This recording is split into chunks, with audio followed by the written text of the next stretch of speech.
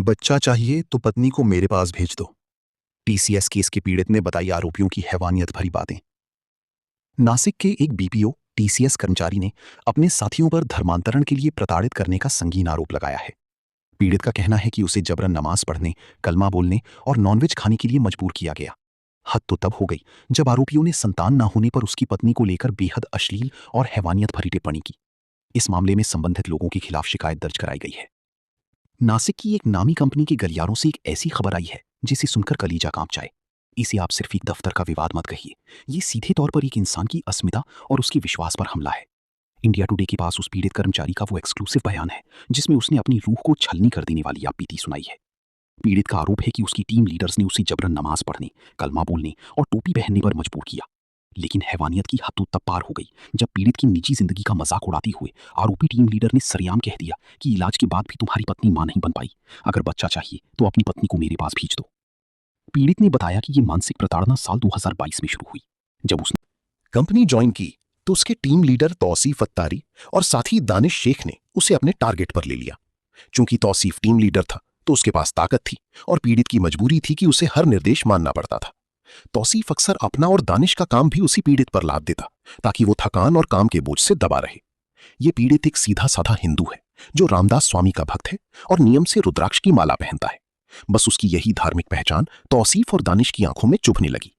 Company के अंदर ही मजहबी बहस का एक ऐसा सिलसिला शुरू हुआ जिसका मकसद सिर्फ नीचा दिखाना था। अक्सर काम के बीच में तौसीफ और दानिश उसे घेर लेते और हिंदू देवी देवताओं का मजाक उड़ाते। वे सीधे सवाल करते कि क्या तुम्हारे हिंदू धर्म में वाकई भगवान है? क्या कभी देखा है? भगवान जैसा कुछ नहीं होता, सिर्फ अल्लाह ही सच है। वे हिंदू मान्यताओं को किस्से कहानियां बताते और महाराष्ट्र की आन बान शान रहे महापुरुषों तक के लिए घटिया शब्दों का इस्तेमाल करते। पीड़ित ने बताया कि वे देवी देवताओं के स्वरूप को लेकर ऐसी अश्लील बातें करते थे जिन्हें सुनना किसी भी भक्त के लिए असहनीय था।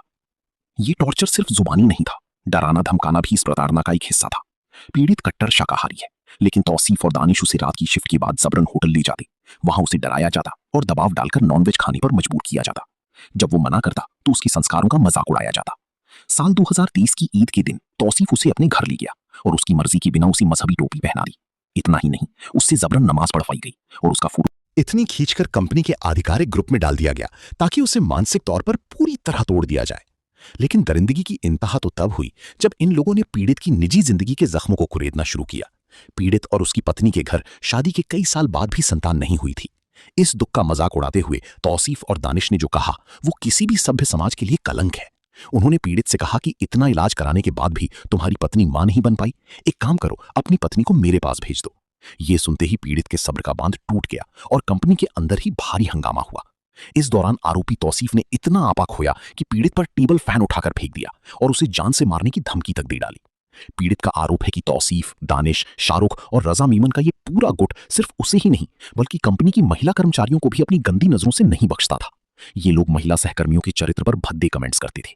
जब पीड़ित के पिता को पैरालिसिस का अटैक आया तब भी इन लोगों ने उसकी लाचारी का सौदा करना चाहा। उन्होंने कहा कि अगर वो इस्लाम कबूल कर ले तो उसका बाप ठीक हो जाएगा। जब पीड़ित ने उनकी जी हजूरी बंद कर दी तो तौसीफ ने हेड ऑफिस में उसके खिलाफ झूठी रिपोर्ट्स भेजनी शुरू कर दी ताकि उसे नौकरी से निकलवा सके। साल 2022 से शुरू हुआ यह सिलसिला 23 मार्च 2026 तक बदस्तूर जारी रहा। यानी पूरे 4 साल तक उस कर्मचारी ने कंपनी की चारदीवारी के भीतर जिस नर्क को झेला है उसकी दास्तान रोंगटे खड़े कर देती है। हकीकत तो यह है कि तौसीफ अत्तारी, दानिश और उनके साथियों ने पहले तो पीड़ित के साथ मेलजोल बढ़ाकर करीबी बनाई, लेकिन ही उनका असली और खौफनाक चेहरा सामने आ गया। इस दौरान उसे न केवल जबरन कलमा पढ़ने पर मजबूर किया गया बल्कि उसकी आस्था के प्रतीक रुद्राक्ष की माला उतारने का भी भारी दबाव बनाया गया। देखा जाए तो हर मोड़ पर पीड़ित के धर्म को बदलने की एक सोची समझी साजिश रची जा रही थी। साफ तौर पर इन सब का मकसद उसे मानसिक रूप से इतना लाचार कर देना था कि वो टूटकर हार मान ले और धर्मांतरण के लिए तैयार हो जाए।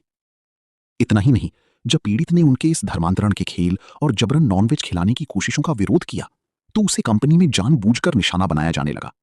वे छोटी छोटी बातों पर उससे झगड़ा करते और उसे उकसाने की कोशिश करते थे।